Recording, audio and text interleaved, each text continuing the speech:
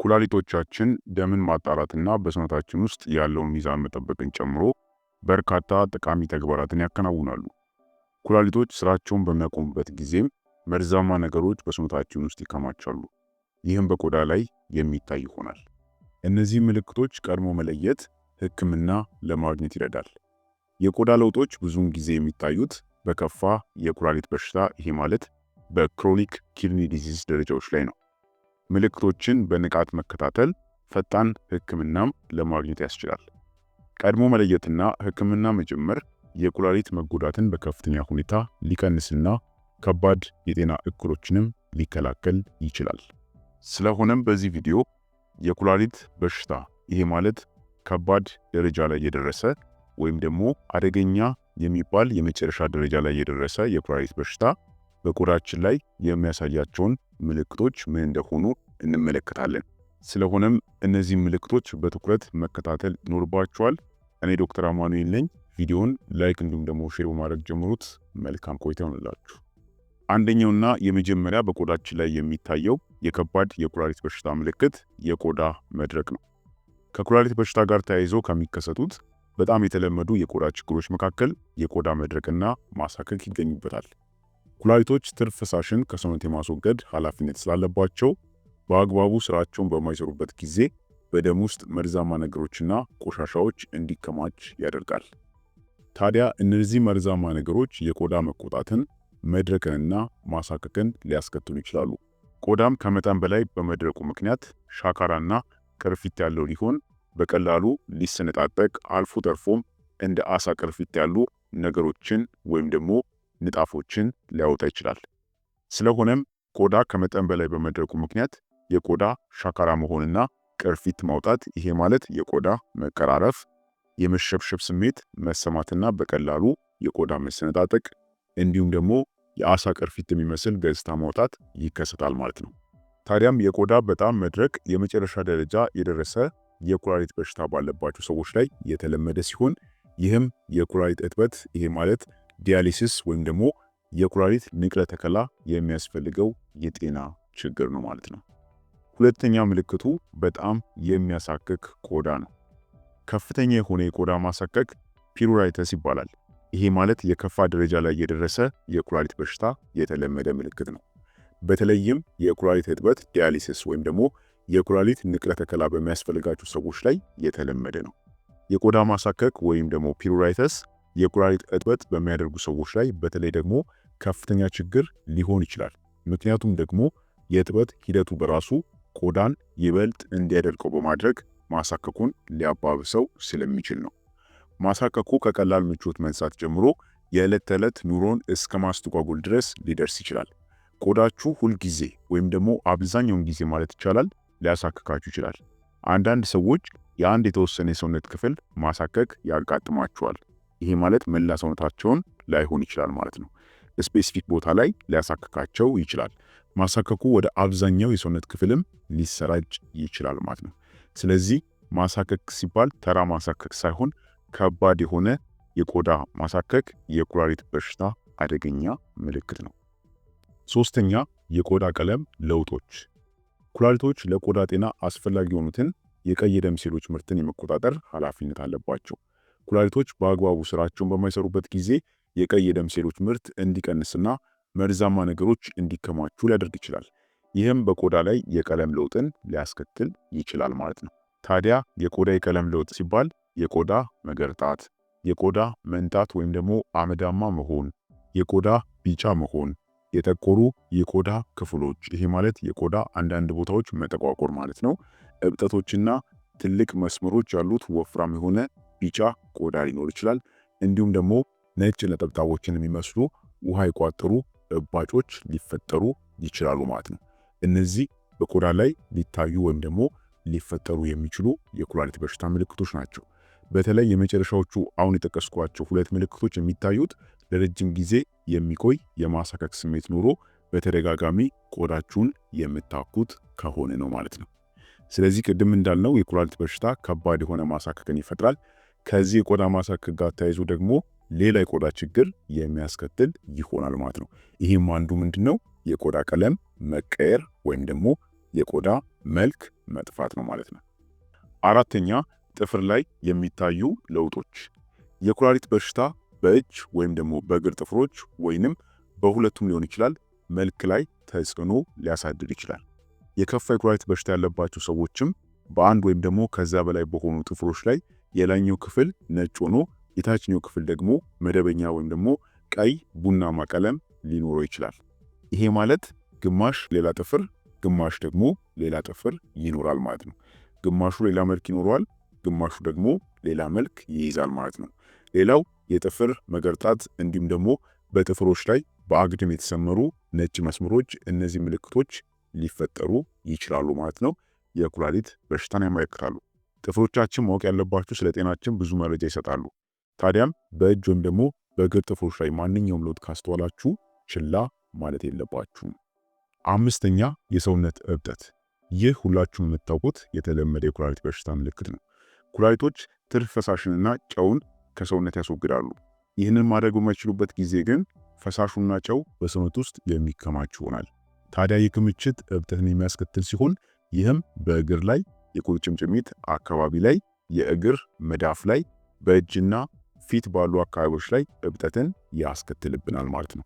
ታዲያ እብጠቱን በአንድ ወይም ደግሞ በበርካታ የሰውነት ክፍሎች ላይ ልታስተውሉት ትችላላችሁ ማለት ነው። የእግር እብጠት ለምሳሌ የተለመደ የኩላሊት በሽታ አንዱ ምልክት ነው። ይህ ሁሉም ሰው የሚያውቀው የኩላሊት በሽታ ምልክት ነው ማለት ነው። ስድስተኛ የቆዳ መበለዝ። የኩላሊት በሽታ ቆዳ ለቁስለት ወይም ደግሞ ቆዳችን እንዲበልዝ ሊያደርግ ይችላል።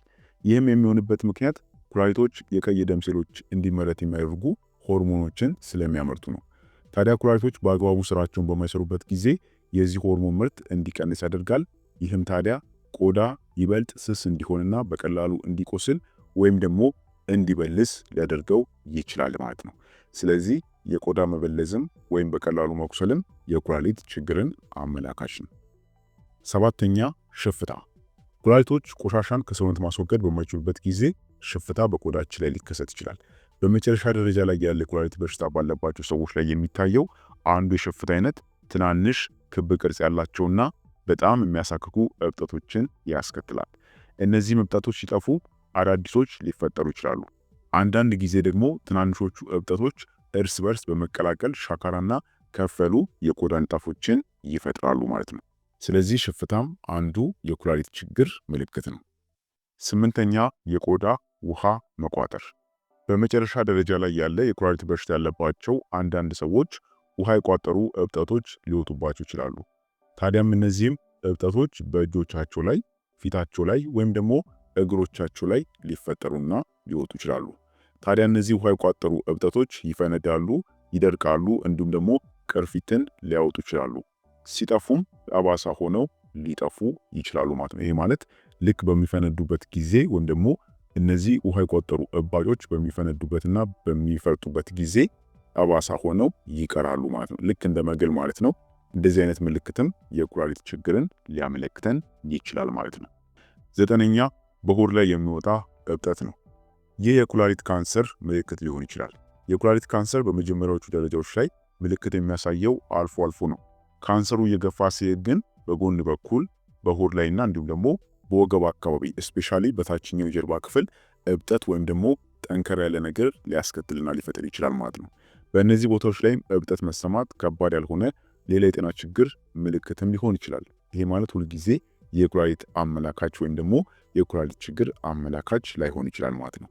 ሆኖም ግን ማንኛውንም አይነት እብጠት ካያችሁ ችላ ሳትሉ ለሐኪም ማሳወቅ ይጠበቅባችኋል። አስረኛ ላይ የምንመለከተው የኩላሊት ማለት ከባድ የሆነ የኩላሊት በሽታ በቆዳችን ላይ የሚያሳየው ችግር ምንድነው? ከቆዳ በታች የሚፈጠሩ የካልሲየም ክምችቶች ናቸው።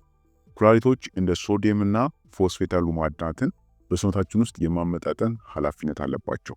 ኩላሊቶች በአግባቡ ስራቸውን በማይሰሩበት ጊዜ ታዲያ ይህንን ጤናማ ሚዛን መጠበቅ ስለማይችሉ የማዕድናት መጠኑ ሊጨምርብን ይችላል ማለት ነው። በዚህ ምክንያት ከቆዳ በታች ጠንካራ የካልሲየም ክምችቶች ሊፈጠሩ ይችላሉ ማለት ነው። ምንም እንኳን አብዛኞቹ የካልሲየም ክምችቶች ህመም ባይኖራቸውም በጣት ጫፍ ላይ ከወጡ ግን ከፍተኛ ህመምን ሊያስከትሉ ይችላሉ። አንዳንድ ጊዜም እነዚህ ክምችቶች ቆዳን ሰንጥቀው በመውጣት እንደ ጠመኔ ያለ ፈሳሽ ሊያወጡ፣ ይሄ ማለት ነጭ የሆነ ፈሳሽ ሊፈጥሩ ይችላሉ ማለት ነው። ይህም ከቆዳ ስር ወይም ደግሞ ከቆዳ በታች የሚፈጠር የካልሽየም ክምችትም የኩላሊት ከባድ ችግር ምልክት ይሆናል ማለት ነው። ስለሆነም እንግዲህ በአጠቃላይ እነዚህ የተመለከትናቸው 10 በቆዳችን ላይ የሚፈጠሩ ምልክቶች ከባድ የሆነ ይህ ማለት የኩላሊት በሽታችን አደገኛ ደረጃ ላይ እንደደረሰ የሚያመለክቱ ምልክቶች ናቸው ማለት ነው። በመሰረቱ ኩላሊት ከባድ ደረጃ ላይ ካልደረሰ በስተቀር በቆዳችን ላይ ምልክቶችን የሚፈጥር አይሆንም። ስለዚህ በቆዳችሁ ላይ ምልክቶች ተፈጠሩ ማለት የኩላሊት በሽታችሁ ከባድ ደረጃ ላይ እንደደረሰ ማወቅ ይጠበቅባችኋል ማለት ነው። ታዲያ የኩላሊት በሽታ ከባድ የሆነ የጤና ችግር ነው። አብዛኞቹ ሰዎች ግን በሽታው እንዳለባቸው አያውቁትም። ለምን? ምልክቶችን በቀላሉ ስለማያስከትል ማለት ነው። የኩላሊት በሽታ ቆዳ ላይ ምልክት ማሳየት ከመጀመሩና ዘላቂ ጉዳት ከማድረሱ በፊት በመጀመሪያዎቹ ደረጃዎች ላይ ለመለየት ቀደምት የማስጠንቀቂያ ምልክቶችና ተጋላጭ የሚያደርጉ ሁኔታዎችን ማወቅ በጣም አስፈላጊ ነው። በሽታው በቆዳ ላይ ጉዳት ማድረስ ከመጀመሩ በፊት ቀድመው የሚለዩባቸው የራሱ መንገዶች አሉት። ይህም ምንድነው? የመጀመሪያው መደበኛ የሆነ ሕክምና እንዲሁም ደግሞ ምርመራ ማድረግ ነው። መደበኛ የደምና የሽንት ምርመራዎች የኩላሊት በሽታ ምልክቶችን ገና ሳይታዩ በመጀመሪያዎቹ ደረጃ ላይ ለማየትና ለመለየት ያስችላል። በሁለተኛ ተጋላጭ የሚያደርጉ ሁኔታዎችን ማወቅ ያስፈልጋል። እንደ ከፍተኛ የደም ግፊት፣ የስኳር በሽታ፣ በቤተሰብ ውስጥ ደግሞ የኩላሊት በሽታ መኖር እናም እድሜ ለኩላሊት በሽታ የመጋለጥ እድልን ይጨምራል። ስለዚህ ይህንንም አጋላጭ ሁኔታዎችን ቀድሞ ማወቅ ያስፈልጋል። ሌላው ጤናችንን መጠበቅ ይኖርብናል። የደም ግፊትንና እንዲሁም ደግሞ የደም ስኳር መጠንን መቆጣጠር፣ ጤናማ የሰውነት ክብደትን መጠበቅ እንዲሁም ደግሞ ለኩላሊት በሽታ የመጋለጥ እድልን ለመቀነስ ከማጨስና ከመጠን በላይም አልኮል ከመጠጣት መቆጠብ ያስፈልጋል። ከዚህ ባለፈም ስለ ኩላሊት በሽታ ምልክቶችና እንዲሁም ደግሞ ደረጃዎች ማወቅ እንዲሁም ደግሞ ማንኛውም ምልክት ካጋጠመም በቶሎ ሕክምና ማድረግ ያስፈልጋል። የኩላሊት በሽታ ምልክቶች ምንድናቸው ካላችሁ ደግሞ ከዚህ በፊት ብዙ ቪዲዮዎችን ሰርቼላችኋለሁ። እነዛን ቪዲዮዎች መመልከት ይጠበቅባችኋል። ታዲያ የኩላሊት በሽታ ምልክቶችን በጊዜ ካወቃችሁ በሽታው በቆዳችሁ ላይ የከፋ ደረጃ ከማድረሱ በፊትና አደገኛ ደረጃም ከመድረሱ በፊት በቶሎ መለየት እንዲሁም ደግሞ ጥንቃቄ እንዲሁም አስፈላጊ ሕክምናውን ማግኘት ያስችላችኋል ማለት ነው። ቅድመ ጥንቃቄ ማድረግና ጤናችሁን በመከታተል በመንከባከብ የኩላሊት በሽታ በቆዳና እንዲሁም ደግሞ በሌሎች የሰውነት ክፍሎች ላይም ጉዳት ማድረስ ከመጀመሩ በፊት ቀድማችሁ መለየት ትችላላችሁ ማለት ነው። ስለዚህ ማወቅ ይጠበቅባችኋል። እንዲሁም ደግሞ ስለ ምልክቶቹ በተለይ የኩላሊት በሽታ የመጀመሪያ ምልክቶች ምንድናቸው የሚለውን በደንብ ማወቅና ግንዛቤ ሊኖራችሁ ይገባል። ቅድም እንዳልኳችሁ የኩላሊት በሽታ የከፋ ደረጃ ካልደረሰ በስተቀር በቆዳችን ላይ ምልክቶችን የሚያስከትል አይሆንም። አሁን የጠቀስናቸው ወይም ደግሞ በዚህ ቪዲዮ ላይ የተመለከታቸው አብዛኞቹ ምልክቶች የኩላሊት በሽታ አደገኛ ደረጃ መድረሱን ወይም ደግሞ ኢንድ ስቴጅ ላይ መሆኑን የሚያሳዩ ምልክቶች ናቸው። ስለዚህ ቀድማችሁ መጠንቀቅና በጊዜም አስፈላጊውን ግንዛቤ ማወቅ ይኖርባችኋል ማለት ነው። ስለሆነም ክቡራን ቤተሰቦች ለዛሬ ነበረን የጤና ትምህርት ይህን ይመስል ነበር። አይሆፕ ጠቃሚና አስተማሪ እንደሆነ ግምቴ ነው። ቪዲዮ ሌሎችንም ሊጠቅምና ለሁሉም ስለሚያስፈልግ በቅንነት ሼር አድርጉልኝ። በቀጣይ ደግሞ በሌላ አስተማሪ የጤና ትምህርት የምንገናኝ ይሆናል። እስከዛው ቸር ሰንብቱ።